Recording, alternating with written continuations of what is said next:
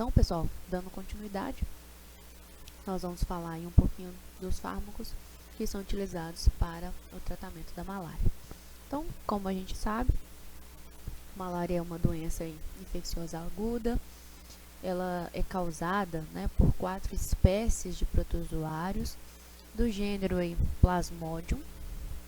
Então, nós temos aí, como vocês podem ver, o Plasmodium falciparum, o Plasmodium vivax, o Plasmodium ovale e o Plasmodium malariae, ok?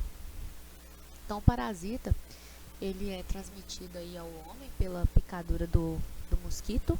O mosquito aí é o Anopheles, né, no caso aí a fêmea, e que prolifera aí em grandes áreas alagadiças e também úmida.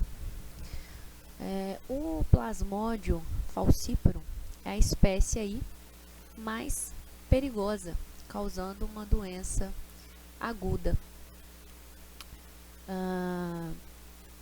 e rapidamente aí fulminante, né, caracterizada por febre elevada e persistente. O indivíduo também pode desenvolver hipotensão ortostática, bem como aí eritrocitose massiva, que seria aí referente a um aumento aí anormal no número de eritrócitos, acompanhado aí de locais, né, como pernas, por exemplo, avermelhadas e inchadas. Além disso, a infecção pelo Plasmodium falciparum pode levar aí a obstrução capilar e, consequentemente, também morte, né, se o tratamento ele não for instituído prontamente, né, de forma imediata. Já aí o Plasmodium vivax, ele causa aí uma forma mais branda da doença. O Plasmodium malariae, ele é o comum, né, ele é bastante comum em várias regiões aí tropicais, mas um outro, né, ponto que a gente pode colocar aí é que o Plasmodium ovale, ele é raramente aí encontrado. Então, eu sinalizei aqui para vocês, né, os agentes etiológicos e uma seta indicando aí, né, quais apresentam aí a doença de forma, né, desenvolvem, né, no indivíduo a doença de forma menos frequente, menos grave, e aqueles aí que apresentam aí a doença mais, né, de forma mais frequente e mais grave. Então, nós temos no topo aí o Plasmodium falciparum. É importante pontuar aqui para vocês que a resistência, né, tanto dos mosquitos aí aos inseticidas quanto dos parasitas aos fármacos, constitui aí um permanente desafio aí dentro da terapia, dentro da terapêutica, né? Principalmente aí no tratamento do Plasmodium falciparum. Vamos abordar aqui para a gente entender um pouquinho quais fármacos são indicados para determinados estágios e formas. Vamos falar um pouquinho aqui do ciclo da malária.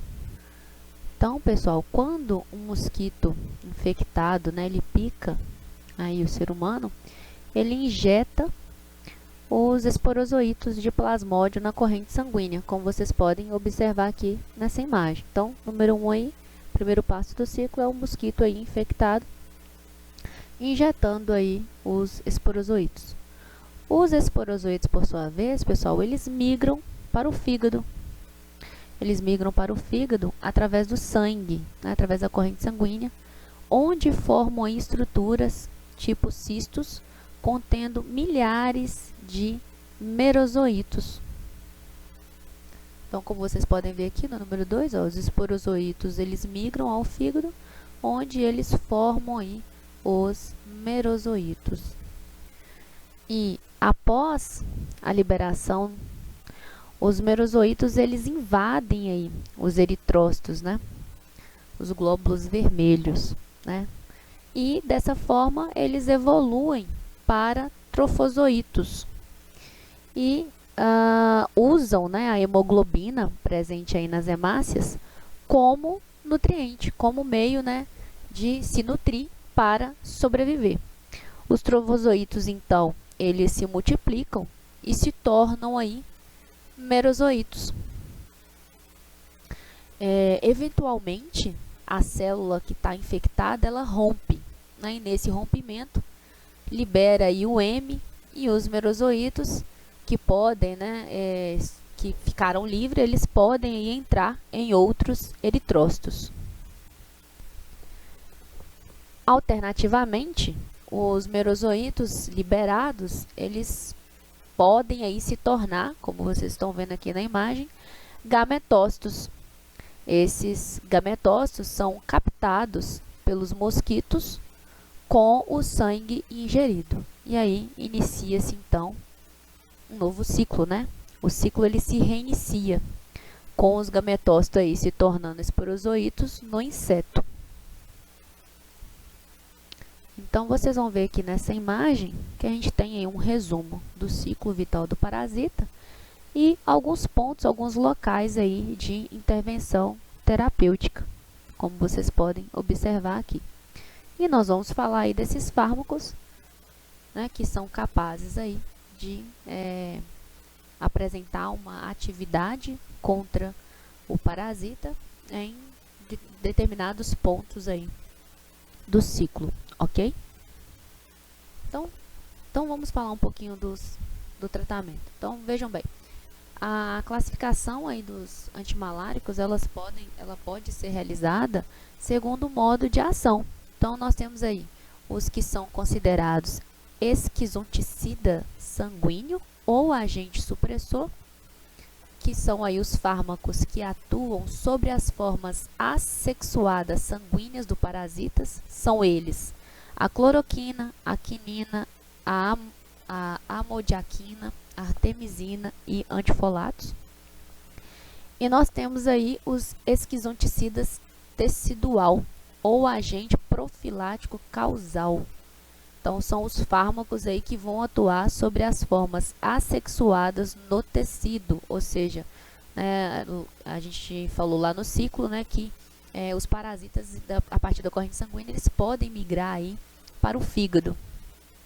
Então, nós temos aí primários, que são aqueles que atuam sobre as formas pré-eritrocíticas, evitando, então, a invasão dos eritrócitos. Nesse caso, aí nós temos a primaquina. E secundário, que são os fármacos aí que atuam sobre as formas exoeritrocíticas, ou seja, fora dos eritrócitos, secundárias ou latentes, evitando recaídas. Nesse caso, também eficaz aí, um único fármaco. Então, nós estamos falando do mesmo fármaco, que é a primaquina, que é efetiva aí tanto quanto as formas pré-eritrocitárias para impedir a invasão do parasita, a migração para os eritrócitos, e a primaquina também tem condição de atuar aí nessas formas que a gente chama aí de exoeritrocitárias secundárias ou latentes, né, que é uma forma da gente denominar, para evitar o que? Uma reinfecção, uma recaída. Ok? Já que o parasita, ele faz um percurso aí bem grande no organismo. Ele pode ficar tanto no tecido quanto na corrente sanguínea, como a gente observou aqui no ciclo de vida dele, se alimentando aí do grupamento M, né, da hemoglobina, na verdade, não do M, mas sim da hemoglobina, se alimentando aí através dessas estruturas presentes nos eritrócitos, nas hemácias, ok? Então, só corrigindo aí, o parasita sobrevive nos eritrócitos através, né, da utilização da hemoglobina, que é uma estrutura proteica, que ele utiliza aí como uma forma de nutriente, não como M, que eu falei logo atrás, tá? Só corrigindo, a hemoglobina, ok? Então, como eu estava colocando para vocês, os plasmódios lá dentro das hemácias, eles utilizam a hemoglobina como forma de alimentação para sobreviver. Isso porque a gente já bem sabe que a hemoglobina, ela é uma proteína, e por ser uma proteína, ela é formada de aminoácidos. Então, o plasmódio ele utiliza esses aminoácidos presentes na hemoglobina para sobreviver. Só que a função da hemoglobina no nosso organismo, dentro da hemácia, a gente sabe que é de transportar oxigênio, transportar dióxido de carbono. E para tal, ela apresenta estruturas aí que a gente chama de heme. O heme, então, no seu centro, ele apresenta o ferro, no qual, então, ele vai ter condição de carregar aí tanto oxigênio quanto dióxido de carbono. E a gente vai ver que dentro, né, da sobrevivência do parasita, essa estrutura, esse grupamento M, ele se torna tóxico para o parasita e ele precisa aí, ser transformado em uma substância que não seja aí tóxica para o parasita, para ele sobreviver. E alguns fármacos, então, utilizam mecanismos no qual essa toxicidade do M fica exacerbada e o parasita, então, não consegue sobreviver dentro da estrutura das hemácias. Então, para a gente continuar, eu trouxe aqui, né, uma imagem do Golan que demonstra um pouquinho aí dessa situação. Vejam bem. Então, pessoal, nessa imagem a gente observa aqui a hemácia e no interior da hemácia nós temos aí o plasmódio, que está aqui representado de um vermelho um pouco mais claro. Então, os plasmódios aí, né, que são os agentes causadores da malária, eles apresentam uma estrutura que é denominada de vacúolo alimentar. Então, aqui o que vocês estão vendo de azul é o vacúolo alimentar do plasmódio. É nesse ambiente, né, que o plasmódio ele consegue aí utilizar os aminoácidos da hemoglobina. Na membrana do vacúolo, a gente tem uma bomba de próton, né, que transporta prótons, ou seja, íons de H+, para o interior desse vacúolo alimentar. E isso faz com que o ambiente intravacuolar ele se torne ácido, por ação aí dessa bomba de próton, né, ou próton ATPase aí, presente na membrana do vacúolo. Então, no interior do vacúolo, a hemoglobina humana ela é utilizada aí como fonte de alimento. Então, a hemoglobina ela sofre, né, através de determinadas, né, de algumas enzimas, a proteólise, né, a lise aí da proteína. E dessa forma é liberado aí os aminoácidos, ok? Então existem, vocês estão vendo aqui alguns escritos em azuis, né, de letra azul, que seria aí as enzimas proteolíticas aí do plasmódio para facilitar a proteólise da hemoglobina e fazer com que esse plasmódio tenha aí acesso a esses aminoácidos. Então, essas enzimas aí, nós temos as plasmepsinas, nós temos a falcipaína e a falcilisina, que são aí enzimas proteolíticas que vão quebrar, né, que vão fazer a proteólise da hemoglobina para disponibilizar ao plasmódio aí os aminoácidos. Então, essas enzimas são próprias do parasita, própria do plasmódio, para que ele então consiga utilizar os aminoácidos da hemoglobina. Então, a seguir, o que acontece? Esses aminoácidos, né, uma vez que há a proteólise da hemoglobina, é liberado os aminoácidos e é liberado o M. Os aminoácidos, então, eles são removidos do vacúolo alimentar e são transportados por um transportador aqui, denominado como PFCRT. Então, esses aminoácidos eles saem do vacúolo alimentar para o plasmódio utilizar, certo? Porém, como a gente já falou aqui, né, a degradação da hemoglobina, ela também libera o M, ou também denominado como ferriprotoporfirina 9. Então, para ficar mais fácil, a gente coloca aí M. Então, a ferriprotoporfirina 9, ou M livre, ele pode aí reagir com oxigênio, produzindo superóxidos. né? Então, né, repetindo novamente aí, se o grupamento M, ele consegue, né, ele reage aí, pode reagir com oxigênio e ele produz superóxido, esse superóxido aí seria, causaria, né, lesão, danos ao parasita. Então, para evitar, para escapar disso, o parasita, então, ele apresenta aí enzimas de defesas, enzimas oxidantes. Não está sendo que não está apresentado aqui na imagem, o livro não contemplou.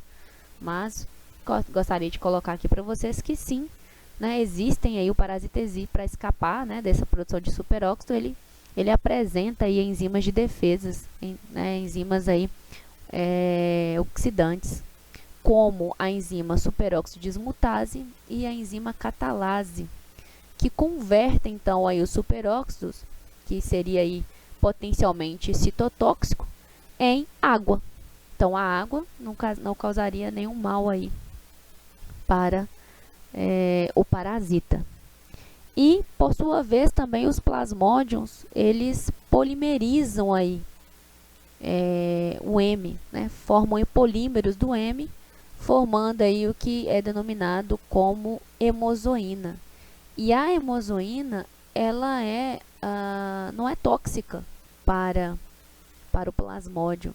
Então, o plasmódio, olha, ele consegue retirar, né, os superóxidos de oxigênio, transformando em água através das enzimas catalase e superóxido dismutase, e ainda pega o M e faz uma polimeração do M, transformando aí em hemozoína, que não é tóxico para o plasmódio. E com isso, o plasmódio ele consegue aí sobreviver muito bem, utilizando dos nutrientes presentes aí na hemácia. E, né, depois do parasita ter sido muito eficiente e eficaz, montando todo esse mecanismo, né, de utilização dos nutrientes, né, provenientes da hemoglobina e, consequentemente, defesa dos metabólitos que poderiam ser gerados, depois né, desse entendimento de como o parasita conseguiria sobreviver dentro de toda essa dinâmica e dessa estrutura, existem aí alguns fármacos, como a cloroquina, que impede a polimerização do M. Então, o M não é polimerizado e, consequentemente, não forma hemozoína. E daí, o M, ou também denominado como ferriprotorporfirina 9, como nós falamos, ele é tóxico para o parasita. E aí, o parasita ele não consegue sobreviver com esse M livre aí. E com isso, ele morre. Então, alguns fármacos, como a cloroquina, eles impedem, né, eles inibem aí a polimerização do M. E se não tem polimerização do M, não tem formação de hemozoína. A gente já falou que a hemozoína não é tóxica para o parasita, mas o M não polimerizado é tóxico.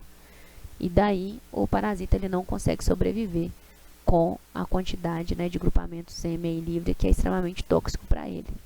Okay? Então, alguns fármacos, né, como a cloroquina, atua dessa forma aí, inibindo a polimerização de M e também aumentando aí, né, a produção de oxidantes e a reação aí com M para formar aí metabólitos citotóxicos ou tóxicos para o plasmódio, ok? Então baseado, né, nessa relação do plasmódio com o M e no seu ciclo, nós temos aí os antimaláricos e a gente pode dividi-los em algumas classes, como os inibidores do metabolismo do M, os inibidores do transporte de elétrons, os inibidores da tradução e os inibidores do metabolismo do folato, porque o plasmódio utiliza aí o ácido fólico para sobreviver. É um dos metabólitos também que ele utiliza aí, ok? Então, eu vou parar o vídeo aqui e vou dar sequência na última parte.